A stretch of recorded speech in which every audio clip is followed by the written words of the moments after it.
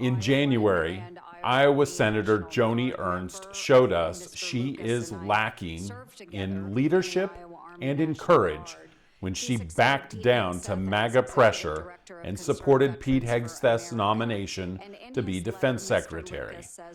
Now she's proving she actually just doesn't give a damn about her constituents. Joni Ernst is a sexual assault survivor and a combat veteran. Pete Hegseth is an alleged sexual assaulter, and he believes women are unfit to serve in the military. After initially expressing doubts about voting to confirm Hegseth, Ernst ended up backing his nomination following a coordinated campaign of threats against her personally and professionally. It looks like she learned her lesson about towing the Trump line. On Friday, she held a town hall in Parkersburg, Iowa, and turned to sarcasm to respond to audience members who were worried about Trump's Medicaid cuts. They are not eligible, so they will be coming off. So people are not, well, we all are going to die. So, for heaven's sakes, folks. Okay, no, but well. In Joni Ernst's world, it's okay to leave entire rural communities without hospital service because, in her words, we're all going to die. I was born in a hospital in Mount Ayr, Iowa. I grew up in Worth County, Missouri, right on the Iowa border. I've never associated Iowans with nihilism. So obviously, Joni Ernst left that town hall meeting and realized just how badly she screwed up, right? Right? I made an incorrect assumption that everyone in the auditorium understood that, yes, we are all going to perish from this earth. So I apologize. And I'm really, really glad that I did not have to bring up the subject of the tooth fairy as well. This is the state of the GOP today, mocking people who aren't lucky enough to have access to congressional health insurance. This is the No Kings podcast. I'm Tracy Steele. If you're new here, welcome. If you like what you hear, please subscribe. We're on YouTube and all the major podcast services, including Spotify and Apple Podcasts. Now, coming up in this episode, dozens of activist groups from across Kansas City gather to serve up a buffet of progressive volunteer opportunities, and hundreds of people turned out to sign up. Don't ever let anyone tell you Kansas City is a right-wing city. Plus, my conversation with Josh Smead, candidate for Congress in Missouri's 6th District. Now let's get to it. Shut up and sit down. This is America, there's no kings here!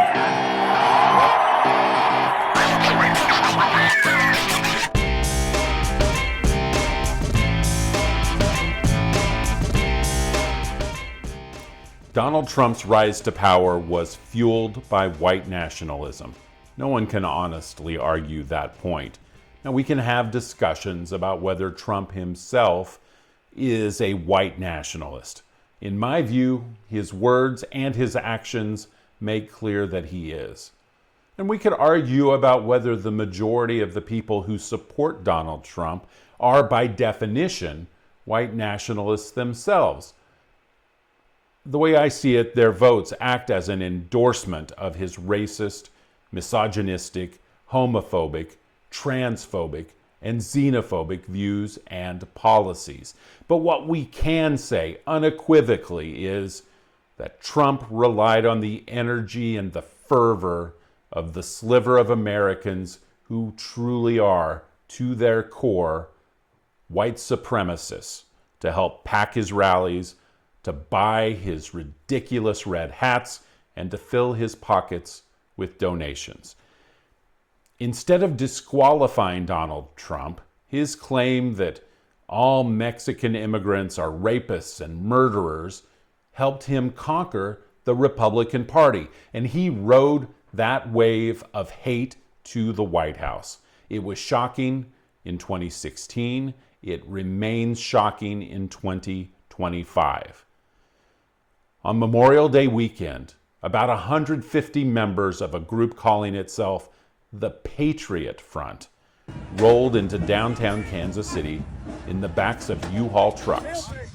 Kansas City police say they were all or nearly all out-of-towners. They marched to the Liberty Memorial and they held a neo-Nazi rally there. By the way, U-Haul has since confirmed that they have banned the Patriot Front from renting their trucks as a result of that rally in Kansas City. Now, 1 week later, the Kansas City Women's Action Collective organized a No Nazis rally in response. Message sent to the Nazis: get out and stay out. Also this past Saturday, a group called Boots on the Ground Midwest held a volunteer fair at Second Presbyterian Church in Brookside. It's the second time they've held one of these fairs, and for the second time, hundreds of people attended to find ways that they can get involved in progressive causes. I was there on behalf of Do Something Mo, along with Joe Schwartz. Here's Joe and some of the other folks I spoke with at Saturday's event. We are here at Boots on the Ground, meeting with a bunch of prospective volunteers and coordinating with other organizational groups in the Kansas City area to do great things in our communities. What kind of turnout have we seen come by the table? It's been a good turnout today. We've had a lot of people pass by, ask questions about what we do, also express a lot of interest in helping us out. So we're looking forward to growing our community with Do Something. And what's the name of the organization? Citizens for Justice in the Middle East. And tell me what you're advocating. Well, we've been around for 20 years advocating for a fair and responsible U.S. foreign policy as regards Israel and Palestine. And we think the lack of a fair, even-handed, and responsible foreign policy has resulted in what's going on now in Gaza, which is horrific war crimes, crimes against humanity, and in the opinion of leading human rights organizations, international law experts, the UN, genocide. And the United States is so implicated, so responsible for what's going on. Right now, of course, the United States is really preventing an end to this conflict by providing Israel continuous weapons, continual support at the UN, diplomatic protection. The United States has not supported international law when it comes to Israel and Palestine. We have just provided endless funds for settlement construction, for expansion, and of course for this war remarkable for its brutality in Gaza. We are here as just 3 people who wanted to get together and do some action. We're not an official group, but maybe we'll be one, who knows. But the national movement is called Project Maelstrom, and it's a form of peaceful protest where people can write letters to their congressmen, the White House, Doge, Supreme Court, and so on to make their voices heard. And the idea is to make our voices very noticeable by flooding the inbox with our letters, with our postcards on all the issues that we care about and are meaningful for us here in the United States. And what are some of the issues that folks are working on? Today we have letter templates to speak out against Gaza and making sure that they're getting the resources that were blocked, flooded in, and support for Gaza. I had a letter about the Supreme Court immunity ruling. It's a long shot, but you never know. So we have a template for that. We also have a big, long letter regarding the big, beautiful bill and demanding that our senators vote no because there's a lot of nasty provisions in there that would be dangerous for democracy. And anything that people want. We have blank postcards where people are getting creative and saying things like taco on it. So if you have a sense of humor or a creative streak, there's opportunity for you to participate in that too, and whatever you care about. How can people get involved if they're not here today? If they're not here today, you can look up Project Maelstrom on Instagram and kind of get involved. You can create your own little group with your friends. One of us, her name is Marie, she's taking this sort of action to a nursing home so that people are older, if they're scared of going to protests or things like that. This is a different way to get connected. The Instagram handle is the Shabby Creek Cottage, and she has like lots of letter templates and the signs that you see posted right behind me. Here in Kansas City, I would love to like make our own official group, but that is how you can kind of get in touch and make your own movement.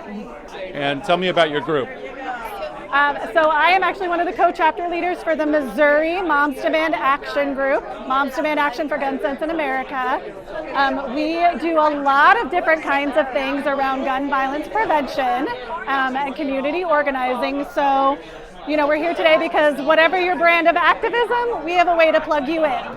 We have a secure storage community education initiative called Be Smart. And it is a whole presentation that we can do around preventing unintentional shootings, preventing children getting their hands on firearms, preventing suicide, because firearms are the leading cause of death for children and teens in America, and there is no reason that we should have to live like that. June, besides being Pride Month, is also Gun Violence Awareness Month, and so next Saturday we have our kickoff event for that to raise awareness and to support victims and survivors around gun violence.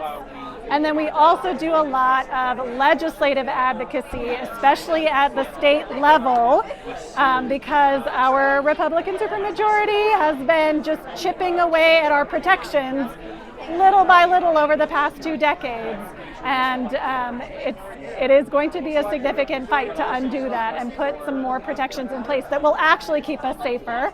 And then we also do elections work to support candidates that have made the commitment to make gun violence prevention a priority in their legislation. And I think in Missouri, it's a state where there are a lot of hunters, a lot of people who feel passionately that they should have the right to have guns. What does your group say about that? Yeah. We are gun owners. We have gun owners in our group. Not all of us, of course, but we encourage a culture of responsible gun ownership. And that's a big thing about the Be Smart program. SMART is an acronym. S is securing guns in your home and vehicles. Guns being stolen out of cars is a huge issue right now, and those guns are being used in crimes. And it's also, if you can secure your gun, that means the American Academy of Pediatrics recommends that you lock your gun and that the ammunition is locked and stored safely. That we didn't make that up. That's the American Academy of Pediatrics. But 4.6 million children live in a home with an unsecured firearm, and that's just a dangerous situation. The M is modeling responsible behavior around guns. A is asking about the presence of guns in other people's homes. So as a parent, when my kids are going to play at somebody else's house, I want to know, do you own firearms? If so, how are they secured? And then the R is recognizing the role of guns in suicide. We know that a moment of crisis can turn tragic, and we want to prevent that. And then T is just telling your peers to be smart. It's been great. There's a lot of new people, a lot of people trying to get connected, which is always really exciting. When you find out that people haven't been able to kind of get connected or didn't have the resources to get connected, that's always frustrating, and you want to figure out how to kind of fill in those gaps. But we're talking to people about registering voters, talking to people about running for office, talking about people just getting plugged into the local clubs, and there's a lot of energy, a lot of folks ready to get plugged in. And it's so exciting to see just how many groups are doing this work in the Kansas City area and are kind of aligned on these similar causes and issues. It's really exciting to be a part of. Do you think an event like this gives those groups a chance to kind of come together and work together? I do, and it doesn't mean that we're going to work together on everything or we agree on everything, but we can be in the same space and be side by side, break bread together, so to speak, and come out better for it. Hi, we're with Indivisible Platte City, but today we are down here in Brookside and we are registering voters or making sure that voters have their address and their name updated. That's the most important thing. This is our trial run for it, so we came down to test it out, and we're going to be in Platte County and hitting Platte County really hard with this. Our group has a rally on Friday. It is to support our veterans. It's called Unite for Veterans, and it's in Platte City. And we would love for everybody to come out and to support our veterans and to stand for their rights, what they have worked so hard and put their lives and their time on the line for. So it's at 3 o'clock, Platte City, right out by the CVS, right in that area. We'll be gathering. What do you think about Donald Trump and his military parade? I mean, there's a stark difference between your event and what he's talking about. It's outrageous. We need to be celebrating and spending that money to support our veterans and make sure they continue to have their jobs. It's outrageous and disgusting. Our country doesn't do a very good job of supporting its veterans. There's a lot of talk, a lot of flag waving, but the action isn't there. You're right, and it has been a point of, it has been a concern for a long time. It has been a concern about the quality of health care they're getting and so forth. So there are things that need to happen, but how it's taking place is not the right way. We are just, disposing of things instead of trying to rise and to provide the quality of care that they need, to provide the quality of services they need. I have a friend who has mental health issues, and his services have been cut, and now he's at home with his 3 little girls. He's not working, and it's crumbling. Their life is crumbling. And the people who are cutting those services are the same ones who will run on the platform of support the military, patriotism, wave your flags. They're liars. They're liars. I mean, you're right. They do want to, or they do run on that, but there's no follow through. And this has been consistent. I mean, we have been baffled and just, I'm dumbfounded by the fact that, there are many times where, I listen and I hear, oh, that's a good idea also, but they don't follow through. It's lies. If you want to get involved, one great way is to join Do Something Mo. You can find us all over social media, including our Facebook page under the handle Do Something Mo. You can also sign up for our newsletter on Substack under that same name. We'll keep you updated on not only all of our events and volunteer opportunities, but also many of the other major progressive events planned around the KC Metro. And don't forget, this coming weekend is KC Pride. We'll be there on Saturday for the parade. It starts at 11 a.m. in Westport. Come on out, march in support of the LGBTQ community. And then on June 14th, it's the No Kings Rally from noon until 3 p.m. at Mill Creek Park. And no, they didn't ask me if they could borrow the name of my podcast for their event. I'm happy to let them have it. I'll be there for that one for sure. And speaking of the Pride Parade, I'll be marching with Josh Smead, who is running for Congress in the 6th District of Missouri. That's the seat currently held by the absentee Republican Sam Graves. I visited Josh at his home in Liberty recently to pick his brain about who he is, why he's running, and what it's going to take to beat Sam Graves. I'm an architect. I am a father of 4. My oldest is 7, so really small children. And I am running for Sam Graves' seat in the 6th District of Missouri. As I said, I'm an architect. I'm a small business owner. My wife is also an architect. We own our own company, run it out of our home. And so we understand, a lot of the issues that small businesses are facing in this economy. We see it with building projects all the time right now. Obviously we understand too the challenges of raising children in the year 2025 in North Missouri and America in general. There's just a lot of uncertainty. I'm not a politician. That's not my background, but I am running because really for my children and trying work on the future for their sake. What are the top 3 issues that you're concerned with, or that you think that you could help solve if you're elected? I think this is a great question.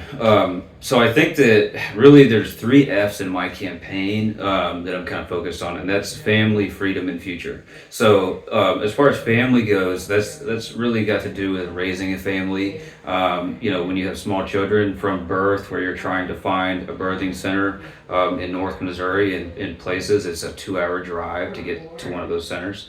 Whether it's childcare, and obviously the quality of schools and education. And family is also our older family members. So, grandma and grandpa in their care homes, they're cutting Medicaid. So where are they going to go? We really need to look out for our family and for just the people in our communities.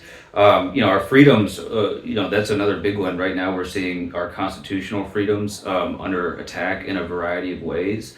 Everything from free speech to search and seizure, habeas corpus. There's a variety of things. There's so many, it's difficult to even list them. And it feels like we need to have a strong voice now who is advocating for those things and not complicit and silent like we're seeing in our current representative in Congress.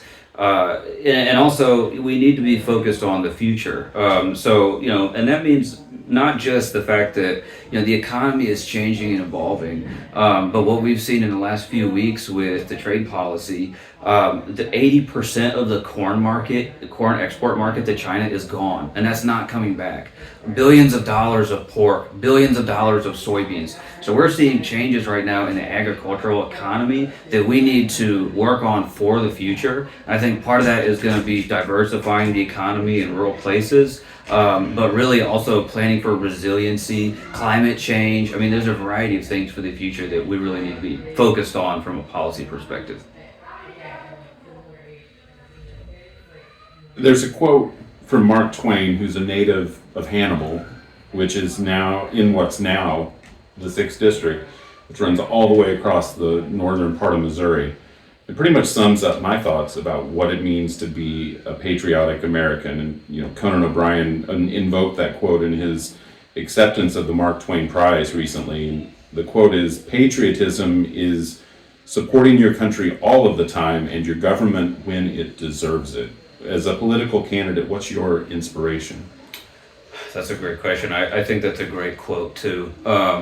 I absolutely love my country, and I absolutely feel like our government is not necessarily in need of support at the moment. I think there's been a lot of historic figures that we've seen stand up against a lot of times their party, potentially at the cost of their career. We can dip way back even in Missouri history and look at Thomas Hart Benton, the senator from the early 1800s. He was against the expansion of slavery, and it cost him his seat in the Senate. And even Harry Truman, another local example here down in Independence, great library to go visit. But Harry Truman, he made a huge amount of difficult decisions. Obviously, dropping the bombs, that's a massive decision. But he also fired General MacArthur, which is even controversial to this day. And in doing so, he proved that the civilian in the White House is in charge of the military. And that was coming in the 1950s, that's a very difficult process to have to go through as a country. General MacArthur was tremendously popular. So in my opinion, there's, and not only that, with President Truman, the whole notion of the buck stops here. That's a whole deal of accountability that we don't seem to have right now at any level in politics, from the White House, who really seems to be the opposite of the buck stops here, to our representatives in Congress, like Sam Graves, who really doesn't show up around the 6th District at all because he can't handle that accountability. So I think there's a lot of historic examples we could pull from, but President Truman is, I think, a great one when it comes to showing patriotism. What makes you a good choice to represent the people of the 6th District? Well, I think that I'm trying to come about this with ideas, and this is the show me state. So knowing that I'm 35 years old, and that's young in the political environment, I am an entrepreneur. I've worked for my master's degree. I worked for my architectural license. I have 4 children. We own small business. I'm very much for a sense of self-sufficiency and trying to get things done. I'm all about getting things done. And I think that in this case, in the political environment that I'm seeing, there's a lot of career politicians who are not getting things done, or they seem to be actively working against our interests. So knowing that, what we're seeing in the government, as we talked about with Mark Twain, is something that I'm not necessarily appreciating. And also knowing that 25 is the constitutional age limit for running for the House of Representatives. At 35 myself, I think that there's no reason why I shouldn't run. I think that there's a lot of support for the ideas that I've been talking about, family, future, and freedom. And I think that there's a desire in all aspects of voters who see that we clearly need a new generation of people in leadership now. And I think that time has really come. I think this race is going to be more than anything a referendum on the incumbent. Sam Graves, talking about generations, he's held the 6th district seat since 2001. He's the longest serving member of the Missouri congressional delegation. Before that, he held office in Jefferson City starting all the way back in 1992. First in the Missouri House, then in the Senate. So he's been in office now for more than 32 years. Career politician, to say the least. What else do you think voters in the 6th district ought to know about Sam Graves? Yeah, that's a good question. Sam Graves is, as you stated, really the career politician's career politician. He's been doing this for a very long time, and I think that it's made him detached in a variety of ways from us here on the ground, I guess you could say. He's a hobby pilot, which is a cool thing to do, flying small planes. But it's also a very expensive hobby, and I think it's very fitting for someone who is not spending much time here. He seems to be spending a lot more time over top of us, not flying over the 6th district rather than down here among us. And frankly, I think that he's lost sight of the needs of the people in the 6th district, which possibly could not be emulated more than by his vote this past week for the big, beautiful bill, as they're calling it. So he voted to slash Medicaid funding. He voted to slash food stamp funding.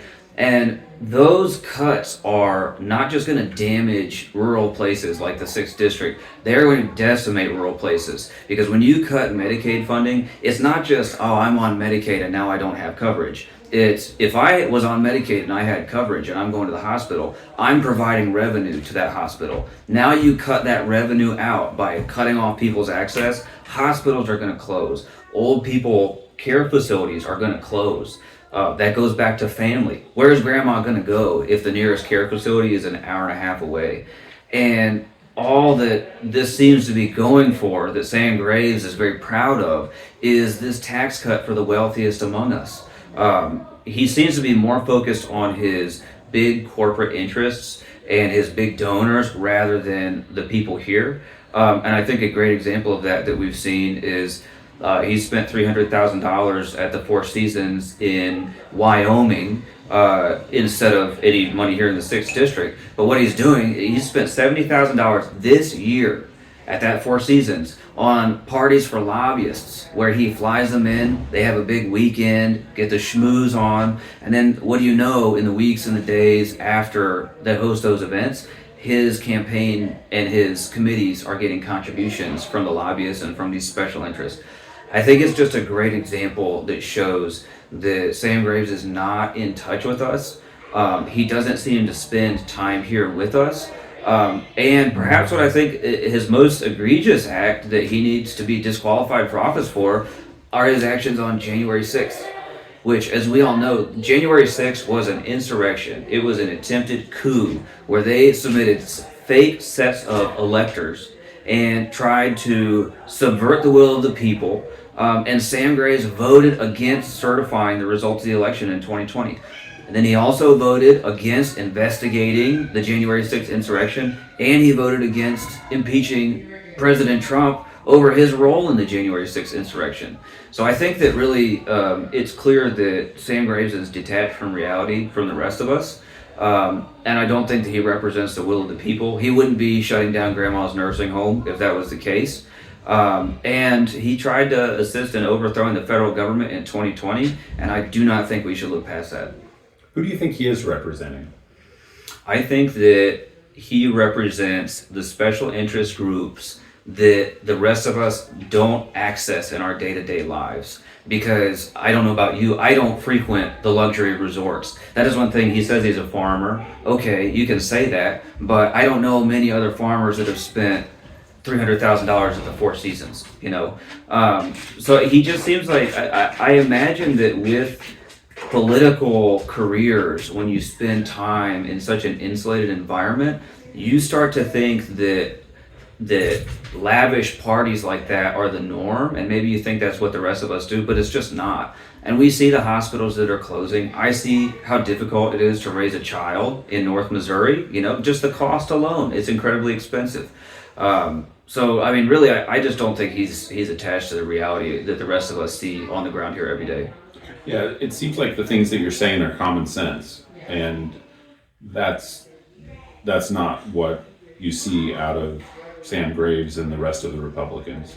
I would tend to agree. I feel like what I'm struggling with a little bit as I'm seeing the votes going on for this big, beautiful bill, where they're cutting $1 trillion of tax for people who make $500,000 or more in a year. And at the same time, they're cutting $1 trillion of Medicaid and food stamps. I mean, I don't know what shows much more of a detachment from reality than that. And to me, then, it's not even just a matter of red versus blue, Democrats versus Republicans.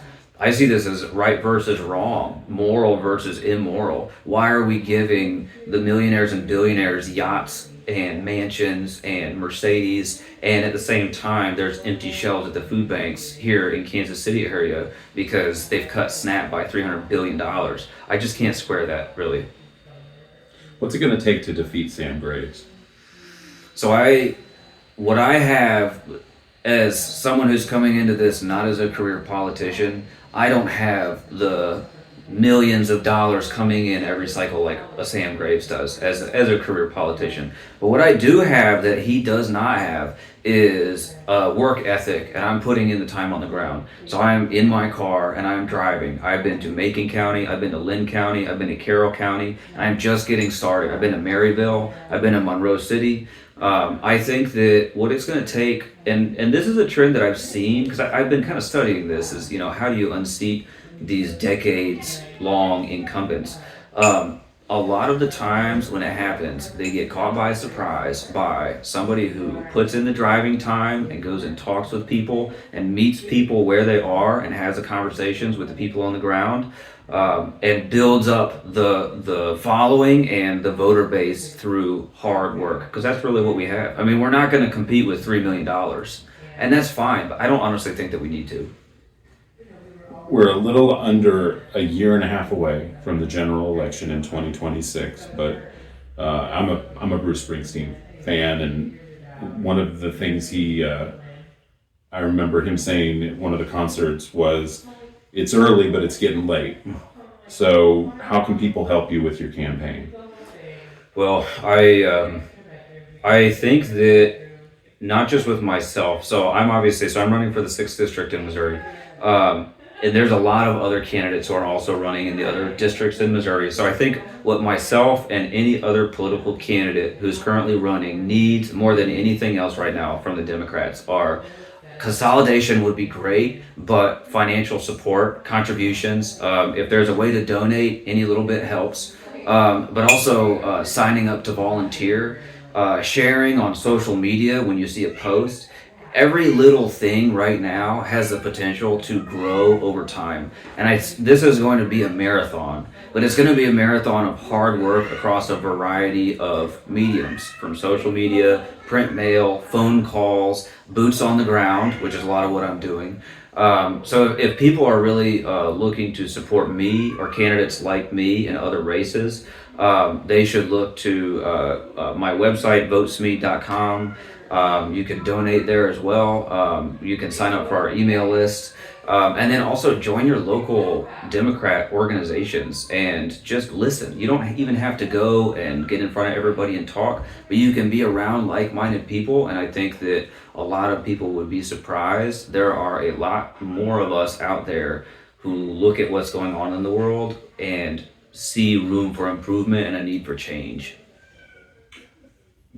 Last topic, and I wanted to ask you about something that just happened as we're recording this. Had members, about 150 of them, of a white nationalist group calling itself the Patriot Front, marched through downtown Kansas City. Some of them carrying Confederate flags. Kansas City Police Department saying the marchers all appear to have been from out of town. What do you think about this?